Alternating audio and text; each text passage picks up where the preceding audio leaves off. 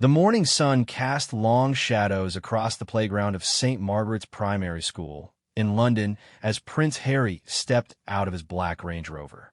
The sound of children's laughter echoed from behind the tall brick walls, mixing with the excited chatter of teachers who had been preparing for this special visit for weeks. Harry adjusted his navy blue blazer and ran a hand through his auburn hair, a nervous habit he had carried since childhood. Today wasn't about royal protocols or formal ceremonies. Today was about something much more precious to him, spending time with the children who always managed to bring out his most genuine smile. Sarah Mitchell, the head teacher, rushed forward to greet him. Her face was flushed with excitement, and her hands trembled slightly as she smoothed down her best dress. She had taught at St. Margaret's for 15 years, but hosting a member of the royal family was still a first for her. The school served one of London's most diverse communities, where children from dozens of different countries learned side by side.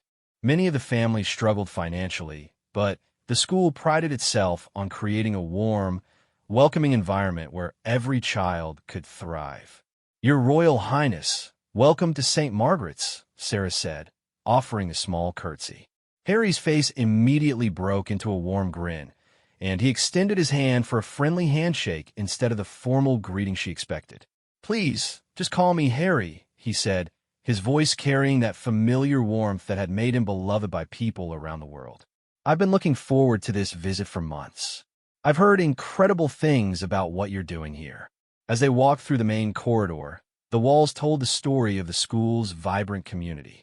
Colorful artwork created by tiny hands decorated every available space. There were paintings of families from around the world, each one unique and beautiful in its own way. Harry paused in front of a particularly striking piece, a crayon drawing of a rainbow with the words, "We are all different, but we are all friends," written in wobbly letters underneath. "That was created by our Year 2 class last month," Sarah explained, noticing his interest. "We've been working on a project about celebrating differences and building friendships across cultures. The children have been so enthusiastic about it." Harry nodded thoughtfully, his eyes scanning the other artwork.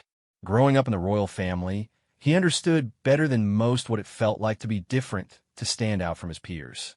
But here, in this school, being different was celebrated rather than scrutinized. It was exactly the kind of environment he wanted to support through his charitable work. They continued down the hallway, passing classrooms where children aged 4 to 11 were engaged in their morning lessons. Through one doorway, Harry could see a group of 6-year-olds sitting cross-legged on a colorful carpet, listening intently as their teacher read from a picture book. Their faces were lit up with wonder and imagination, completely absorbed in the story unfolding before them. "We'll start with our reception class," Sarah said, leading him toward a door decorated with paper flowers and butterflies. "These are our youngest children, aged 4 and 5. They've been practicing a special song for you, though I should warn you that they might be a bit overwhelmed at first." Harry chuckled softly. "Trust me, I think I'll be the one who's overwhelmed. Children always have a way of keeping me on my toes." Before entering the classroom, Sarah briefed him on some of the children he would meet. There was little Amara, whose family had arrived from Somalia just 2 years ago. Despite the language barriers she initially faced, she had become one of the most confident children in the class, always eager to help her classmates. Then there was Jack, a boy with autism who had struggled to connect with others until he discovered his love for drawing. His detailed pictures of animals had become legendary throughout the school. "And there's Lily," Sarah continued, her voice becoming softer. "She lost her father in a car accident 6 months ago. She's been having a difficult time, but she's shown remarkable resilience. Her mother works 3 jobs to support them, so Lily often arrives early and stays late. She's become like a little mother to some of the other children." Harry's expression grew more serious as he listened. These weren't just statistics or case studies to him. Each child represented a unique story, a set of challenges and triumphs that deserved recognition and support. This was why he had chosen to focus his charitable efforts on education and youth development. Every child deserved the chance to reach their full potential, regardless of their background or circumstances. As they approached the classroom door, the sound of children's voices could be heard practicing their song. The melody was simple but sweet, and Harry could make out the words "welcome" and "friend" being repeated enthusiastically. His heart swelled with anticipation. In just a few moments, he would step into a world where royal titles mattered far less than genuine kindness and authentic connection. Sarah reached for the door handle and paused, looking at Harry with a mixture of excitement and nervousness. "Are you ready for this? I should mention that our children can be quite direct in their questions and comments." Harry's eyes twinkled with amusement. "I wouldn't have it any other way. Children always tell the truth, and that's exactly what I need more of in my life." With that, Sarah opened the door, and they stepped into a classroom that would soon be filled with the kind of pure, uninhibited joy that only children can create. The adventure was about to begin, and Harry felt more excited than he had in months. This was where he truly belonged, not in stuffy boardrooms or formal reception halls, but here, surrounded by the laughter and wonder of children who saw him not as a prince, but simply as a friend who had come to play. 24 pairs of wide eyes stared at Harry as he entered the classroom, and, for a moment, complete silence fell over the room. The children sat in neat rows on the carpet, their small hands folded in their laps, clearly trying their best to be on their most proper behavior. Their teacher, Miss Emma, stood at the front looking slightly nervous herself, her cheeks pink with excitement. Then, suddenly, a small voice piped up from the second row. "Are you really a prince?" asked a little girl with pigtails and a gap-toothed grin. The careful atmosphere of formality dissolved instantly as giggles erupted throughout the room. Harry crouched down to the children's eye level, bringing himself into their world rather than towering above them. "I am," he said with a warm smile, "but you know what? I'm also just Harry, and I'm really excited to meet all of you." "Do you live in a castle?" called out another child, a boy with bright red hair and freckles covering his nose. "Where's your crown?" added a girl in the front row, looking genuinely puzzled. "Do you have a horse? Can you do magic?" The questions came rapid fire, each one more delightful than the last. Harry laughed, a sound so genuine and joyful that it seemed to fill every corner of the room. Miss Emma started to shush the children, but Harry held up a gentle hand. "These are all wonderful questions," he said, his eyes twinkling with amusement. "Let me see if I can answer them. Yes, I do live in a very big house, but it's not quite like the castles in your storybooks. I don't usually wear a crown because it's quite heavy and would give me a headache. I don't have my own horse, but I do know how to ride one. And as for magic," he paused dramatically, pulling a small wrapped candy from his pocket and making it appear and disappear behind a child's ear. "Maybe just a little bit." The children erupted in delighted squeals and applause. Any remaining nervousness evaporated completely as they realized that this prince was nothing like the distant, formal figures they might have seen on television. He was funny, he was kind, and, most importantly, he was genuinely interested in them. "We practiced a song for you," announced Lily, the little girl Sarah had mentioned earlier. She stood up with the confidence of someone much older than her 5 years. "Would you like to hear it?" "I would love nothing more," Harry replied, settling himself cross-legged on the carpet among the children. This simple act of sitting down with them, rather than standing apart, spoke volumes about his character. He wasn't just visiting them, he was joining them. The children scrambled to their feet and formed a somewhat wobbly line. Miss Emma moved to the small piano in the corner of the room and began to play a simple, cheerful melody.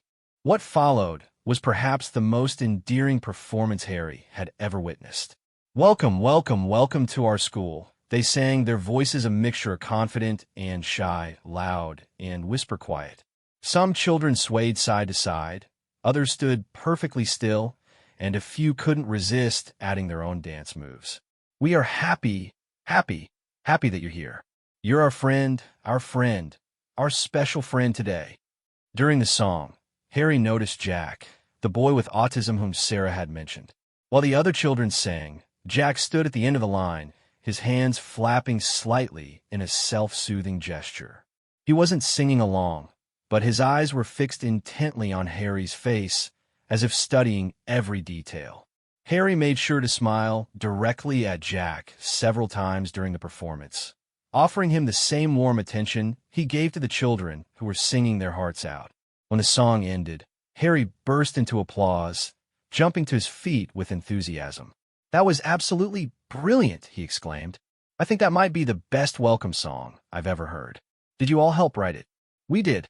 We did," chorused several voices, hands shooting up in the air with excitement.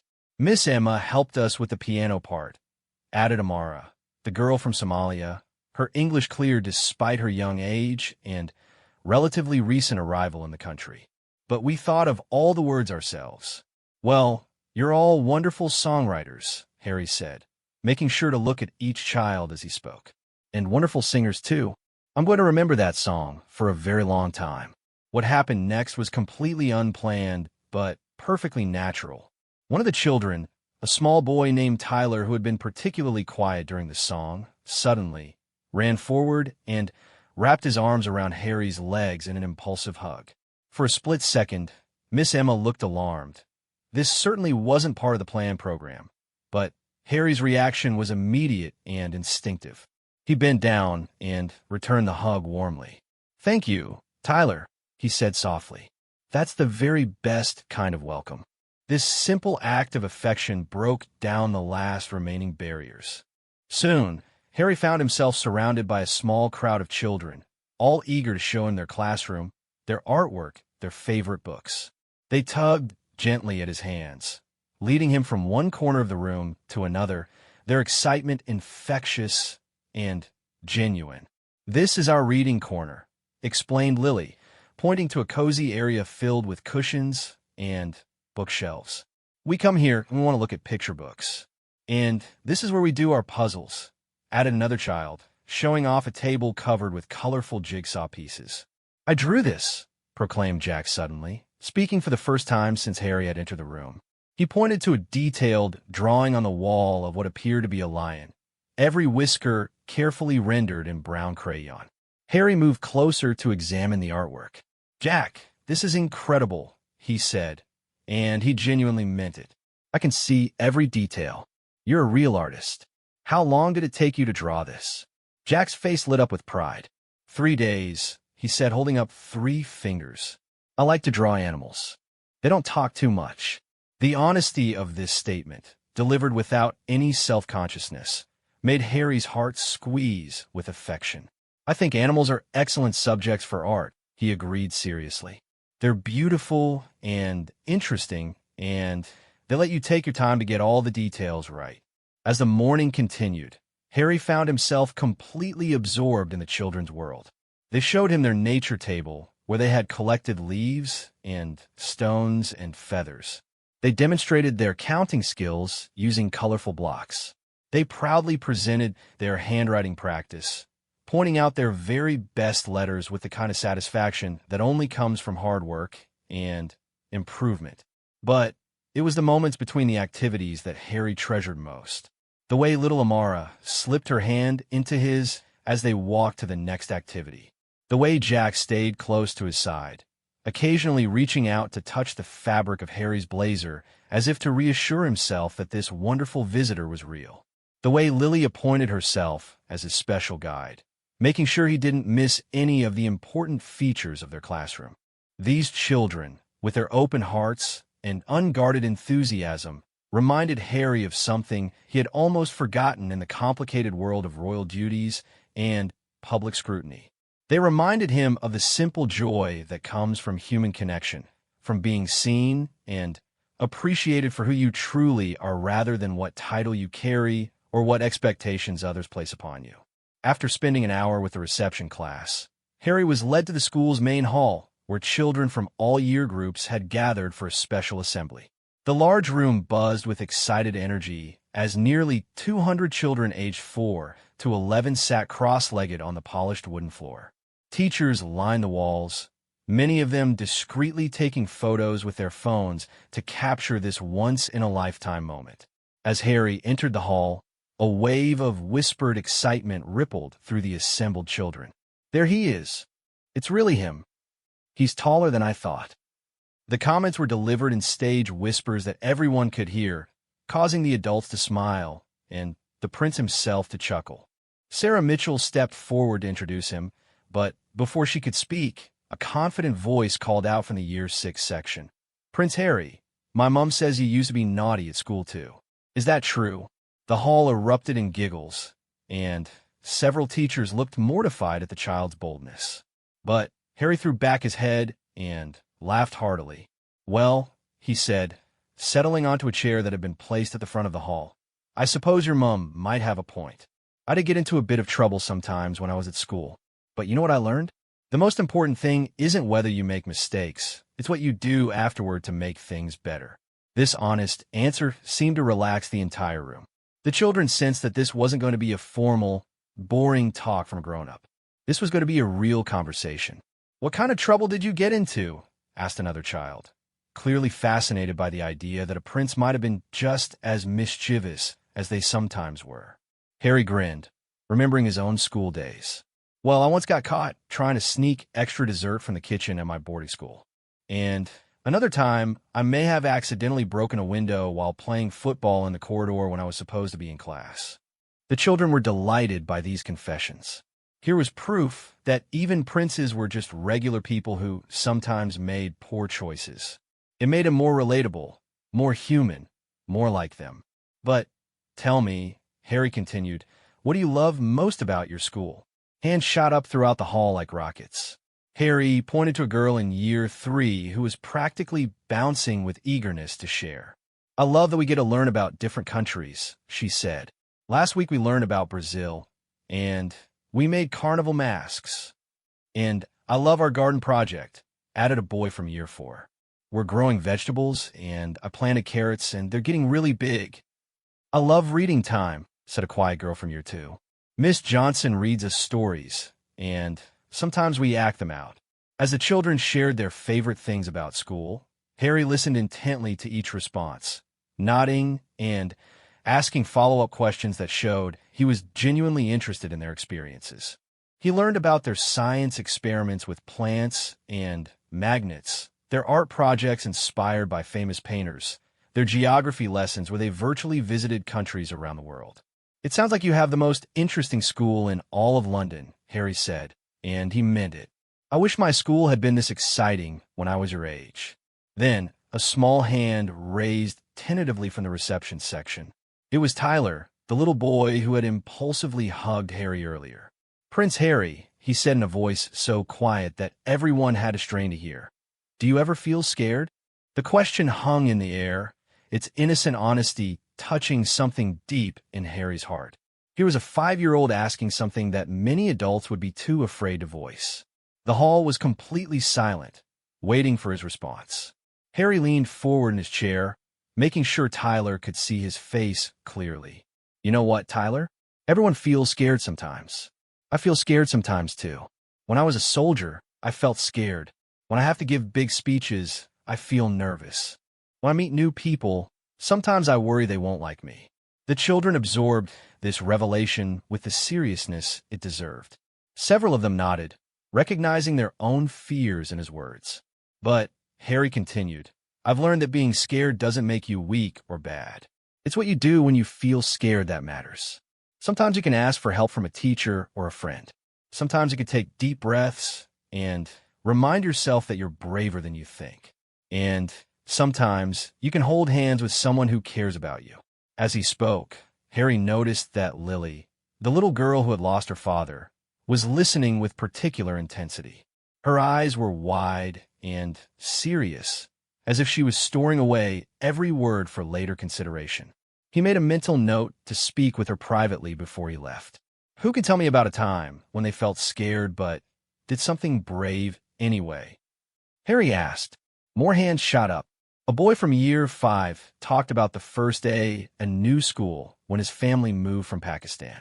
A girl from Year 1 described learning to ride her bike without training wheels. Another child shared how scared she had been to read aloud in class, but how proud she felt afterward when everyone clapped for her. Each story was met with encouraging nods from Harry and supportive sounds from the other children. The hall had become a safe space where vulnerability was welcomed and courage was celebrated. "You know what I think?" Harry said, looking around the room at all the attentive faces. "I think this school is full of the bravest people I've ever met. You come here every day to learn new things, even when they're difficult.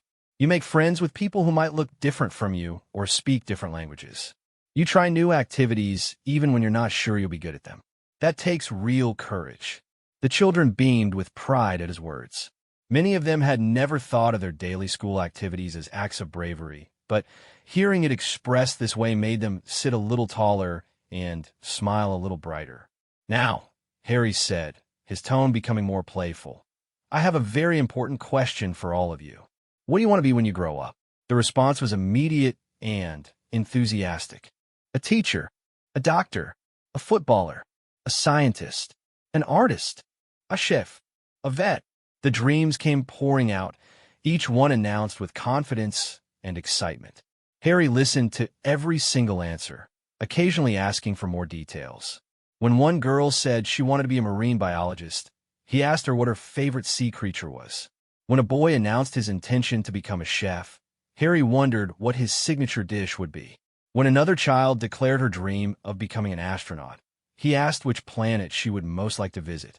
"Those are all amazing dreams," he said when the sharing finally died down. "And you know what the best part is? Every single one of those dreams is possible if you keep working hard and never give up believing in yourselves." The assembly was supposed to last 30 minutes, but Harry was enjoying himself so much that an hour passed before anyone noticed. The children were completely engaged, asking questions, sharing stories, and soaking up every moment of attention from their royal visitor.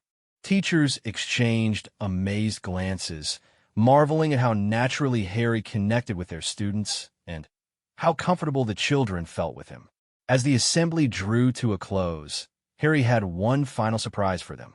"I want to leave you with something special," he said, reaching into his jacket pocket. "I brought some badges for everyone. They say future leader on them, because that's what I see when I look at all of you. You're the future leaders of your communities, your country, and your world." The children's eyes lit up with excitement as teachers began distributing the small but meaningful gifts. Each badge was exactly the same, but somehow each child felt like theirs was the most special one in the world. Following the assembly, Harry was invited to visit individual classrooms throughout the school. His first stop was year 3, where the children were in the middle of a geography lesson about different cultures around the world. As he entered the classroom, he was greeted by walls covered in colorful flags, traditional clothing illustrations, and photographs of landmarks from every continent. "We're learning about celebrations from around the world," explained Mrs. Patterson, the class teacher. "Today we're focusing on festivals of light from different cultures." The children had been working in small groups, each researching a different celebration. Harry moved from table to table, genuinely fascinated by what the 8- and 9-year-olds had discovered and how they explained these complex cultural concepts in their own words. At the first table, 3 children were working on Diwali, the Hindu festival of lights.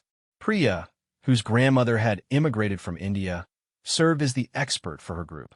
"It's about good winning over evil," she explained to Harry with serious concentration. "My Nan makes special sweets, and we light little candles called diyas all around our house. It makes everything magical." "That sounds absolutely beautiful," Harry said, examining their colorful poster decorated with drawings of oil lamps and fireworks. "What's your favorite part of the celebration?" "The Rangoli patterns," Priya replied without hesitation. "My mom lets me help make them with colored powder outside our front door. They're like welcome mats, but much prettier."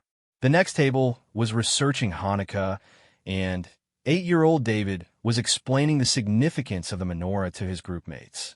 "You light one candle each night for 8 nights, he told Harry. "My dad says it's because a tiny bit of oil lasted much longer than it should have, which was like a miracle. And we get presents each night," added his table mate Sarah with a grin. "But David says the best part is being together with family."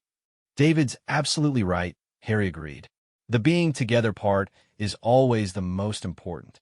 At the third table, children were learning about Christmas traditions from around the world. They had discovered that different countries celebrated in wonderfully different ways, from the Feast of Seven Fishes in Italy to Las Posadas in Mexico to St. Lucia Day in Sweden. Did you know that in Australia, people sometimes have Christmas barbecues on the beach because it's summer there? Asked 9-year-old Emma, clearly amazed by this concept. I didn't know that, Harry smiled. I've actually spent a Christmas in Australia, and it was quite strange eating Christmas dinner in shorts and flip-flops. The children giggled at this image, tried to imagine celebrating Christmas without snow and cold weather. As Harry continued around the room, he was struck by how naturally these children absorbed and appreciated cultural differences. To them, learning about other traditions wasn't about identifying what was strange or foreign. It was about discovering new ways people found joy and meaning in their lives. Their teacher had created an environment where diversity was not just tolerated, but celebrated as something that made their classroom richer and more interesting. "Would you like to see our friendship display?" asked Marcus, a boy who had been quietly watching Harry's tour of the classroom. He led the prince to a bulletin board titled, "We are all different. We are all special." The display featured photographs of each child alongside information about their heritage, their families, and their interests. Harry read about children whose families came from Nigeria, Poland, Bangladesh, Jamaica, and many other countries, as well as children whose families had lived in London for generations. Despite their different backgrounds, their hopes and dreams were remarkably similar. They wanted to learn, to have friends, to make their families proud, and to have fun. "This is wonderful," Harry said, studying each photograph and description carefully. "What gave you the idea to create this?" "We were talking about how sometimes people think being different is bad," explained Aaliyah, whose family had moved to London from Morocco when she was a baby. "But Mrs. Patterson helped us see that being different makes us interesting. Like I speak Arabic with my grandparents, and Tom's really good at football, and Sophie knows everything about horses. We're all good at different things." "That's exactly right," Harry nodded. "The world would be a very boring place if we were all exactly the same. It's our differences that make life interesting and help us learn from each other." The conversation was interrupted by a small commotion at the back of the classroom. Two children, James and Omar, had gotten into a disagreement about whose turn it was to use the class globe for their research. Their voices were rising, and both boys looked frustrated and upset. Mrs. Patterson started to intervene, but Harry quietly asked if he could help. He approached the two boys, who immediately looked embarrassed that their argument had been witnessed by their royal visitor. "What seems to be the problem here?" Harry asked gently, crouching down so he was at their eye level. "It's my turn with the globe," James said, his lower lip jutting out stubbornly. "Omar's been using it for ages, and my group needed to find where Morocco is." "I wasn't using it for ages," Omar protested. "I was just trying to find all the places my cousins live. There are lots of them." Harry looked thoughtfully at the globe, then at the two frustrated boys. "You know what? I think there might be a solution here that works for both of you. Omar, would you mind showing James where Morocco is? And James, perhaps you could help Omar locate all the places his family lives around the world. Sometimes working together is more fun than working separately." The boys considered this suggestion. Slowly, their angry expressions softened into curiosity. "I don't know exactly where Morocco is," Omar said with a hint of pride. "My dad showed me on our map at home. And I'm really good at reading the little country names," James added. "Some of them are written in really tiny letters." "That sounds like the perfect partnership," Harry said with a smile. "Why don't you work together for a few minutes, and then other groups can take turns." As the boys began collaborating over the globe, pointing out different countries, and sharing what they knew about various places, Harry reflected on what he had just witnessed. These children were learning one of life's most important lessons, that cooperation and empathy could solve problems that seemed impossible when approached with anger or stubbornness. The visit to Year 3 concluded with the children presenting Harry with a special gift, a handmade book they had created about heroes from around the world. Each page featured a different person who had made a positive difference in their community or country. They had included everyone from famous figures like Nelson Mandela and Malala Yousafzai to local heroes like the crossing guard who kept them safe every day and the librarian who always found the perfect book for every reader. We wanted to give you this because our teacher says heroes come in all shapes and sizes, explained Sophie, presenting the book with a formal little bow. You're a hero because you help people, but so is my mom because she's a nurse, and so is Mr. Ahmed because he teaches us and helps us learn. Harry accepted the gift with genuine emotion, carefully turning each handmade page and reading the thoughtful descriptions the children had written. This is one of the most special gifts I've ever received, he said, and he meant every word. Thank you for reminding me that heroism isn't about being famous or having a special title. It's about caring for other people and trying to make the world a little bit better. As he prepared to leave year 3 and visit the next classroom, Harry felt a deep sense of gratitude for these young people who saw the world with such clarity and hope.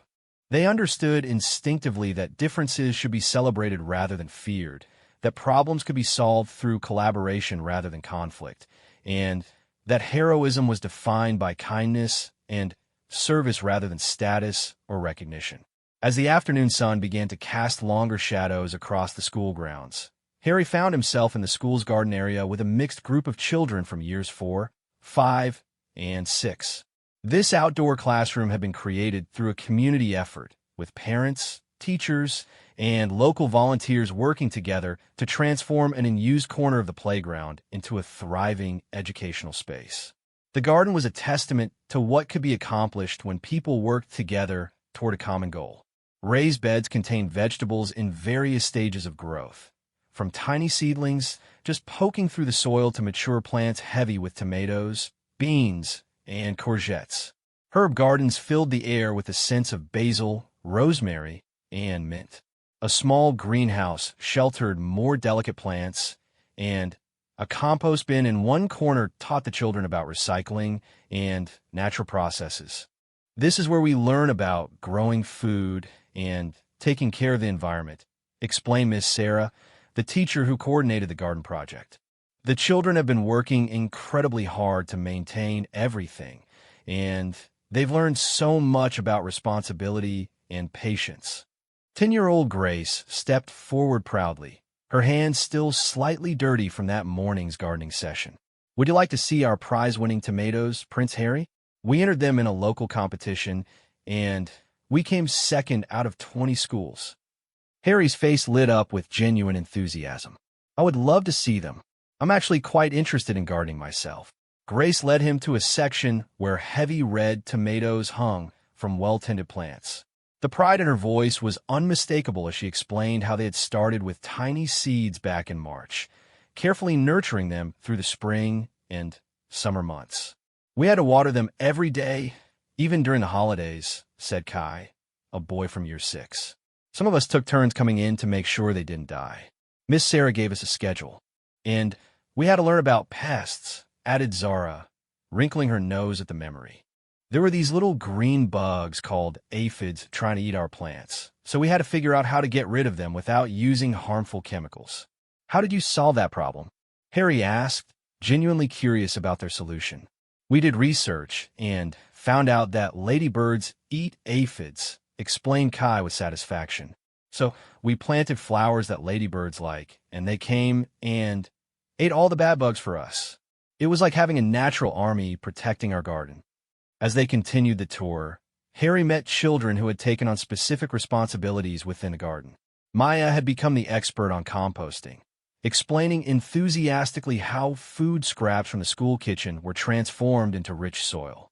It's like magic, she said, but it's actually science. The banana peels and apple cores break down and become food for new plants. 12-year-old Ahmed had appointed himself the weather monitor, keeping careful records of rainfall and temperature to help determine the best times for planting and harvesting. His notebook was filled with detailed observations written in careful handwriting, complete with small drawings of cloud formations and weather symbols. "I want to be a meteorologist when I grow up," Ahmed confided to Harry. "That's someone who studies weather patterns. I've been practicing by keeping track of how the weather affects our plants." "That's excellent preparation for your future career," Harry replied seriously. "Scientists need to be good at observing and recording information, just like you're doing." In the herb garden, Harry was introduced to Fatima, a quiet girl from year 4 who had discovered an unexpected talent for identifying different plants and understanding their uses. "My grandmother taught me about herbs back in Morocco," she explained softly. "She uses them for cooking and for making tea when people feel sick. I'm teaching my classmates what I know." Fatima showed Harry how to identify different herbs by their scent and appearance. She picked a sprig of mint and crushed it between her fingers, releasing its fresh aroma. "This is good for upset stomachs," she said. "And this one is oregano. It makes tomatoes taste better." Harry was struck by how this garden had become a bridge between cultures, allowing children like Fatima to share knowledge passed down through generations while also learning new skills alongside their classmates. The most surprising discovery came when Harry was introduced to the garden's reading corner, a peaceful area with weathered wooden benches surrounded by flowering plants. "Sometimes we bring our books out here," explained Lucy, a girl from year 5. "It's quiet, and the bees buzzing around help us concentrate. We also write poems about what we see," added her friend Ben. "Miss Sarah says that gardens and books both help our minds grow." As if to demonstrate this point, Ben pulled a small notebook from his pocket and read a poem he had written that morning. "Seeds sleep in dark soil, dreams waiting to wake up, green hope reaching high." Harry was genuinely moved by the simple beauty of the child's words. "That's a beautiful haiku, Ben. You've captured something really important about hope and growth." As the garden visit continued, Harry learned about the community connections that had made this project possible. Local garden centers had donated plants and tools. Parents with gardening experience volunteered their time to teach the children. The nearby restaurant provided food scraps for composting. The fire station had helped build the greenhouse during a community workday. "It's not just about growing vegetables," Miss Sarah explained as they watched children carefully harvesting beans for that day's school lunch. "The garden has taught them about cooperation, responsibility, and their connection to the natural world. They've learned that good things take time and effort, but the results are worth waiting for." Harry nodded, understanding the deeper lessons being taught here. These children were learning patience in an instant gratification world. They were discovering that success required consistent effort over time. They were experiencing the satisfaction that comes from creating something useful and beautiful with their own hands. As the visit drew to a close, the children gathered around Harry in the garden's central area. The late afternoon sun created a golden glow over the scene, and the air was filled with the gentle hum of bees and the rustle of leaves in a light breeze. "Thank you for showing me your incredible garden," Harry said, looking around at the proud faces surrounding him. "I can see how much love and hard work has gone into creating this special place. You should all be very proud of what you've accomplished here." 11-year-old Isabella, who had been quietly listening throughout the tour, suddenly spoke up. "Prince Harry, would you like to plant something before you go? We could plant a tree, and then every time we see it growing, we'll remember your visit." The suggestion was met with enthusiastic agreement from the other children. Miss Sarah quickly arranged for a small apple tree that had been intended for planting later in the week. The children gathered around as Harry helped dig the hole and carefully positioned the young tree in the soil. "This tree will grow up alongside all of you," Harry said as they worked together to pat down the soil around the roots. "And maybe someday, when you're all grown up with children of your own, you'll bring them here to see the apple tree we planted together and tell them about the day we spent learning from each other." As he prepared to leave St. Margaret's Primary School, Harry felt profoundly changed by his day with these remarkable young people. They had reminded him of the fundamental goodness that exists in the world, the power of curiosity and openness to break down barriers, and the importance of nurturing both plants and dreams with patience and care. The children lined up along the school fence to wave goodbye, their faces beaming with the joy that comes from having shared something special with someone they had grown to consider a friend.